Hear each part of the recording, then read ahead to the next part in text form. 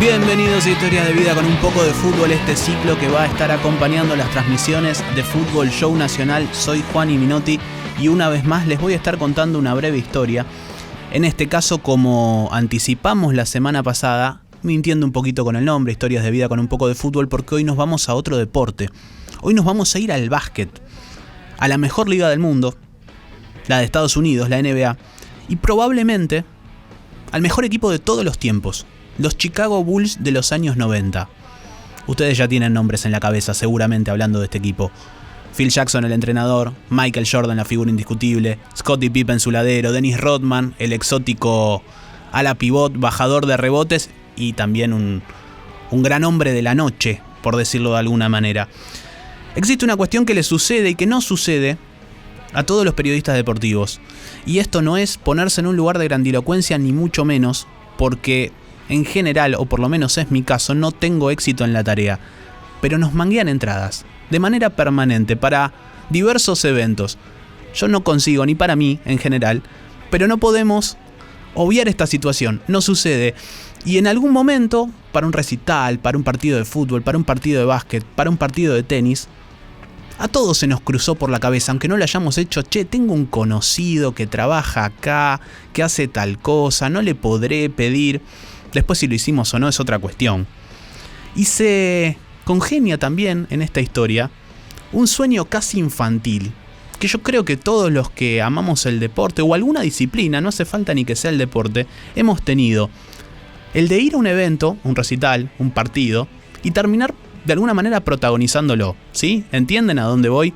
Ir a un recital de los Rolling Stones y que te invite a tocar Keith Richards, por ejemplo. Ir a un partido de fútbol y que falte el lateral por derecha y te digan, vení maestro, jugá vos. Bueno, algo de todo esto hay en esta historia. Para dimensionar quiénes eran los Bulls de los años 90, hay que entrar un poquito en ese territorio que va más allá del deporte. Los Bulls de los 90, además de ser multicampeones, era un equipo famoso en todo el mundo. Eran la insignia de la NBA, probablemente el producto deportivo más grande del mundo, para ingresar en mercados en los que todavía no había podido penetrar.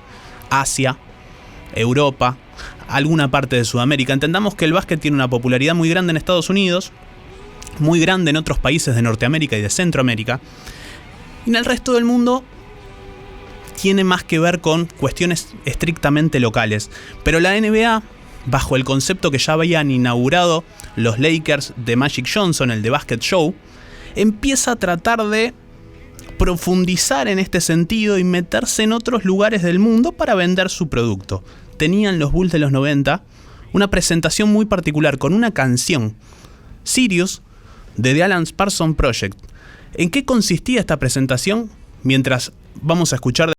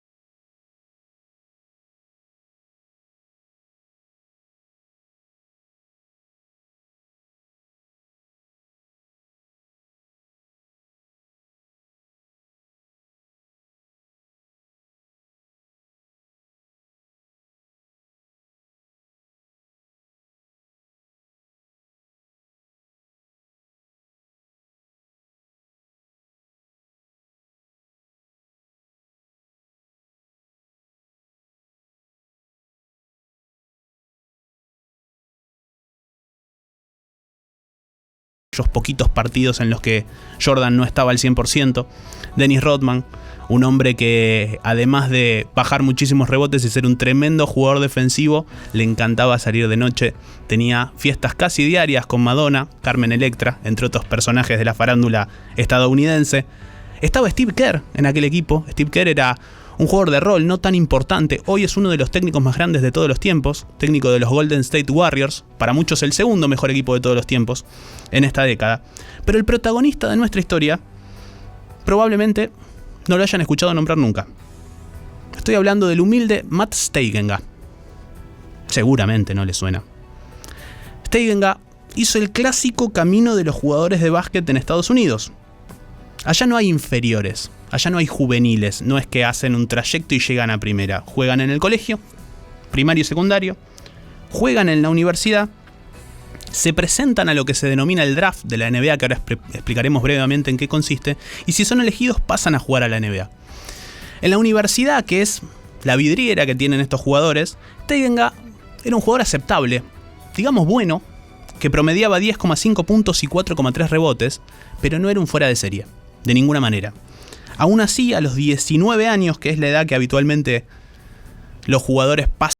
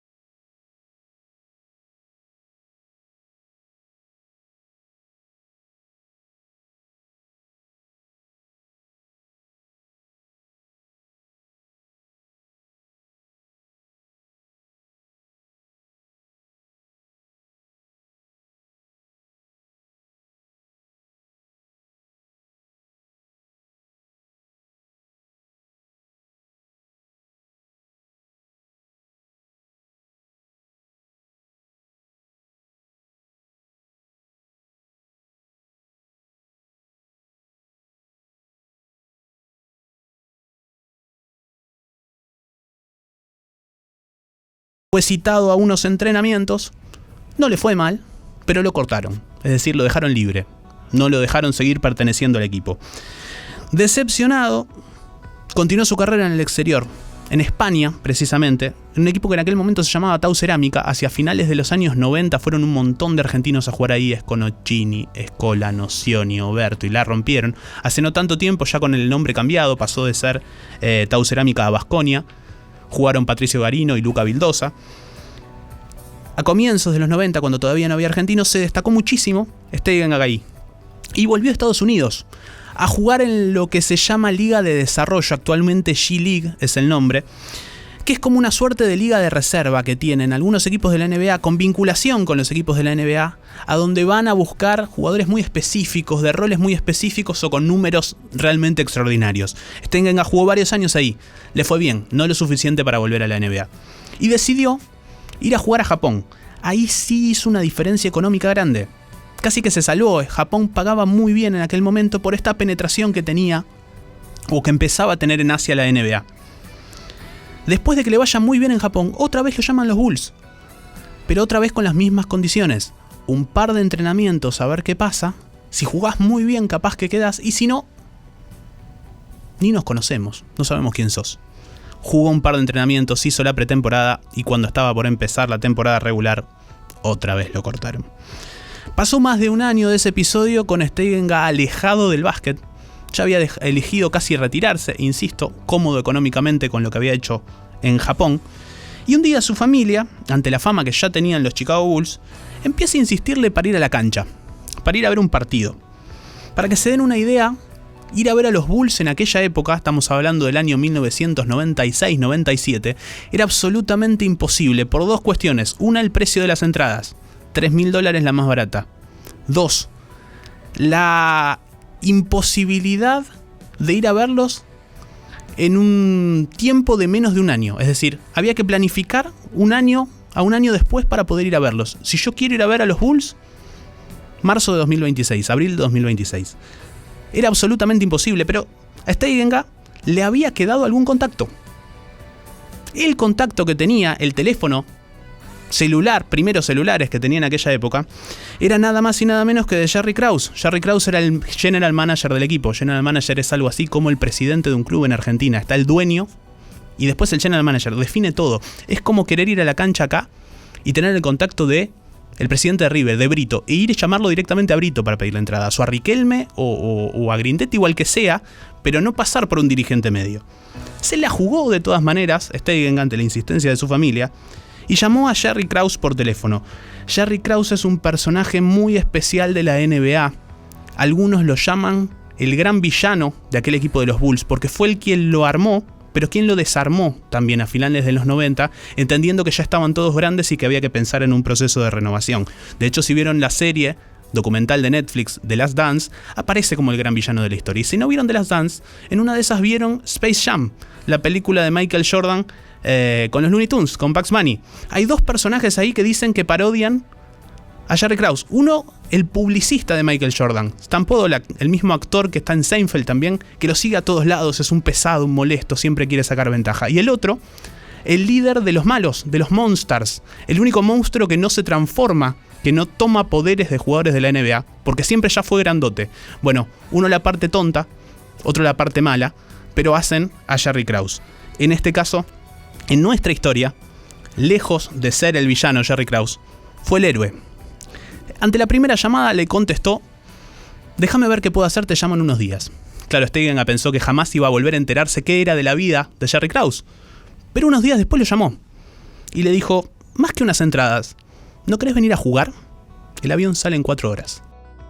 Vamos a hacer una pequeña pausa. Los que se hayan enganchado con la historia me van a querer matar, pero vamos a hacer una pequeña pausa para complementar esto con música, como solemos hacer en estos programas. ¿Qué pasaba en Argentina en 1997? Bueno, entre otras cosas, se graba un disco hermoso. Charly García editaba muchas de sus canciones para que la hermosísima voz de Mercedes Sosa sea quien las interprete. Se grabó Alta Fidelidad de Charly García y este es uno de los grandes temas que tiene ese disco. Bellísima canción, Cuchillos, con algunas partes de la letra cambiadas respecto de la versión original de Charly de Say No More. Charly decía que a la única que le permitía cambiarle la letra era Mercedes Sosa, que la hizo un poco más amena y esperanzadora, una canción que a priori era más bajón. Extraordinario tema de dos de los artistas más grandes de la historia. Retomamos un poquito la historia. Jerry Krause llamó a Steigenga, les decía, y le dijo si en vez de entradas no quería ir a jugar con los Chicago Bulls. Y no solo eso, le dijo que se apurara, porque en 4 horas salía el avión de los Bulls para ir a jugar a Detroit contra Detroit Pistons, los chicos malos de aquel momento, los que jugaban más fuerte, más rudo, más sucio de alguna manera. ¿Qué pasaba? Los Bulls eran el equipo a vencer en aquel momento. Quedaban 4 partidos para que termine la temporada regular, larguísima en la NBA, 82 partidos, y había varias lesiones en el equipo. Ellos eran el equipo a vencer, ya estaban clasificados, tenían lesionados y además tenían la sensación de que había equipos específicos, por ejemplo los Detroit Pistons, que les iban a jugar especialmente fuerte, especialmente mal, para ver si les lesionaban a algún jugador importante de cara a la postemporada, de cara a los partidos por el campeonato. Ya se había lesionado Toni Kukoc, yugoslavo, uno de los primeros europeos en desembarcar con buen nivel en la NBA, y necesitaban que algún jugador juegue los llamados minutos basura, los minutos que ya no sirven en el partido, para evitar lesiones. Y así fue como Steigenga, tras una brevísima consulta con su familia, hizo el bolso y se subió al avión de los Chicago Bulls, con Jordan, con Pippen, con Rodman, con Phil Jackson. Al día siguiente, jugó 3 minutos 52 contra los Detroit Pistons, solamente sumó un libre, pero ya empezó a aportar. Y el partido siguiente fue ante Toronto Raptors, en casa, en Chicago, y ya jugó 8 minutos. 2 asistencias, 2 rebotes, 2 puntos, con un alley-oop incluido. El alley-oop es esa jugada tan particular de la NBA en la cual, o del básquet en general, en la cual un jugador lanza y otro la vuelca. Es una jugada muy acrobática y que en general se recuerda mucho. Eso hizo Steigenga, que empezó a ganarse el cariño de los hinchas. Claro, el contrato que le había hecho Jerry Krause era de 10 días. El periodo que duraban esos 4 partidos de la temporada regular. Él ya se iba chocho a la casa, feliz de la vida, había cumplido el sueño del pibe, pero apareció su majestad, apareció el mejor de todos, Michael Jordan, que dijo: vos no te vas a ningún lado, ya sos parte del equipo, vos sos cábala, vamos a ganar un anillo para vos. Dice incluso que le dijo Matt Steigenga, se fue a ver a Jerry Krause, le pidió que le haga un contrato por el mínimo precio posible, pero que se quede Steigenga a jugar los playoffs. Y firmó contrato Steigenga. No jugó los playoffs, estuvo con el equipo. De hecho, si analizan alguno de los videos de los partidos finales de aquella temporada,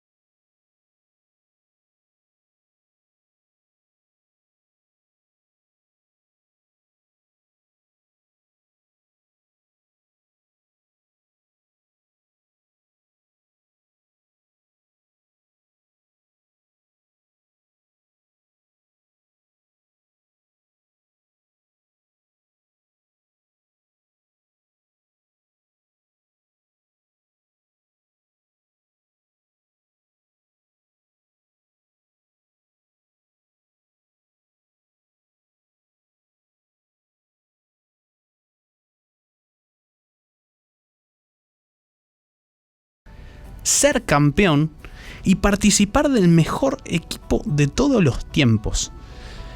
Y hay una situación muy icónica. Cuando los equipos estadounidenses, cualquiera de cualquier deporte, ganan un torneo, como sucede en buena parte del mundo también, regresan a su ciudad de origen. Allá hay mucho arraigo, es muy difícil que haya un hincha de Chicago Bulls en Texas. No sucede, allá todo es muy propio de la ciudad o del lugar en el cual el equipo se desarrolla. Vuelve después del campeonato el equipo de los Bulls y se arma un gran festejo en Grand Park, el parque más grande que tiene Chicago, repleto de gente que los esperaba, y los Chicago Bulls tienen una particular presentación con el mismo locutor de los partidos, con la misma canción de los partidos, que empieza a presentar a los campeones del 97. Lo escuchamos. All right, get ready. And now, the starting lineup for your world champion, Chicago Bulls. Primer presentado de todos, Matt Steigenga, ante la gente de Chicago. From Michigan State, Matt Steigenga. Y ahora, los nombres pesados. A 6'6" forward from Southeast Oklahoma State, Rodman. Dennis Rodman.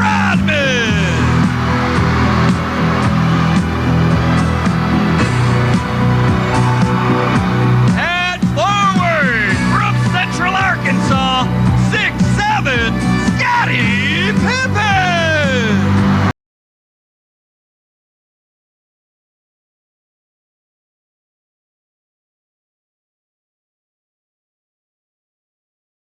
Y ahora se hace silencio para que presenten al mejor. 6'6", Michael Jordan.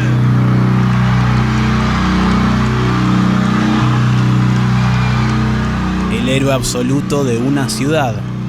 El más ovacionado, por supuesto, aunque quedaba tiempo para una presentación más, la del entrenador del equipo. Phil Jackson.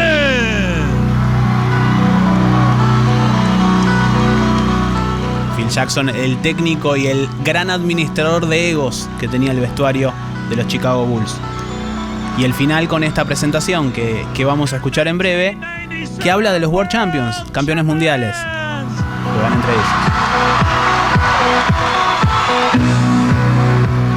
Bueno, como les decía,